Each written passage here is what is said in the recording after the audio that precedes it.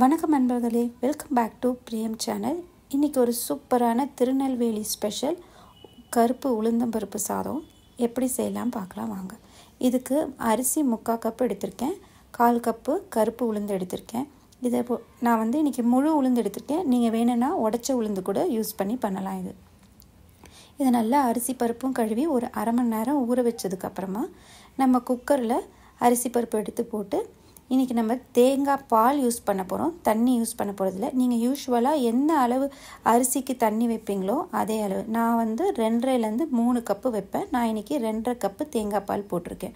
இது கூட நான் உப்பு, சீரகம், அதுக்கப்புறம் பூண்டு சேர்த்துக்க போகிறேன். இதை நல்லா மீடியம் ஃப்ளேமில் வச்சு ஒரு 3லேருந்து 4 விசில் வரணும். அது வரைக்கும் வெயிட் பண்ணுங்கள்.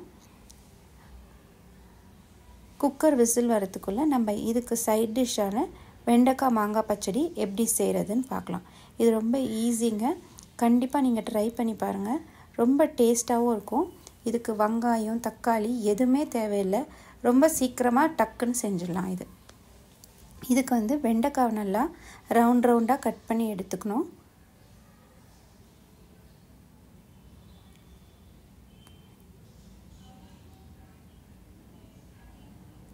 வெண்டைக்காய் நல்லா ரவுண்டாக கட் பண்ணி எடுத்துக்கோங்க. அதுக்கப்புறம் மாங்காய் பொடியாக கட் பண்ணி வச்சுக்கோங்க. இதுக்கு நம்ம தேங்காவோடு சேர்த்து ஒரு சில பொருள் எல்லாம் போட்டு ஒரு கொரன்னு ஒரு பவுட்ரு மாதிரி அரைக்க போகிறோம். இதுக்கு தேங்காய், பூண்டு, சீரகம், பச்சை மிளகாய் இது எல்லாமே கோர்ஸாக ரொம்ப மையாக இல்லாமல் கொஞ்சம் கொரப்பாக அரைச்சி எடுத்துக்கோங்க. நல்லெண்ணெய் போட்டு இந்த வெண்டைக்காவை வதக்கி எடுத்துக்கலாம். அதுக்கப்புறம் சைடில் நம்ம பைத்தம்பருப்பும் வேக வச்சு எடுத்து வச்சுக்கோங்க. இதுக்கு வெண்டைக்காய் நல்லா வறுத்ததுக்கப்புறமா அதே கடாயில் ஒரு சின்ன நெல்லிக்காய் அளவு புளியை கரைச்சி அது கூட 2 டேபிள் ஸ்பூன் 2லேருந்து 2.5 டேபிள் ஸ்பூன் உங்களோட சாம்பார் பொடி போட்டு வறுத்து வச்ச வெண்டைக்காய், கட் பண்ணி வச்ச மாங்காய் இது எல்லாமே நல்லா போட்டு வதக்கி ஒரு 2 நிமிஷத்துக்கு மூடி வச்சு வேக விடுங்க. அதுக்கப்புறம் நம்ம வேக வச்ச பருப்பு, அதுக்கப்புறம் உப்பு சேர்த்துக்கோங்க. நம்மளோட தேங்காய் பொடி பண்ணி வச்சுருந்தோம் இல்லைங்களா, அதையும் இதில் சேர்த்து நல்லா ஒரு கலக்கி அதுக்கப்புறமா இதை ஒரு 2 நிமிஷம் மூடி வச்சிங்கன்னா சூப்பரான நம்மளோட வெண்டைக்காய் மாங்காய் பச்சடி ரெடி. நம்மளோட அரிசி உளுத்தம்பருப்பு சாதமும் ரெடி ஆயிடுச்சு.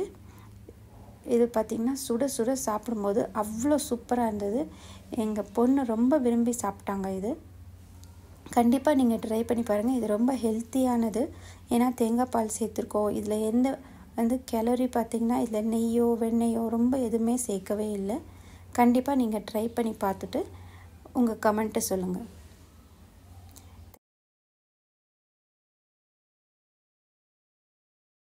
தேங்க்யூ ஃபார் வாட்சிங். இன்னொரு இன்ட்ரெஸ்டிங்கான வீடியோவில் சந்திக்கலாம்.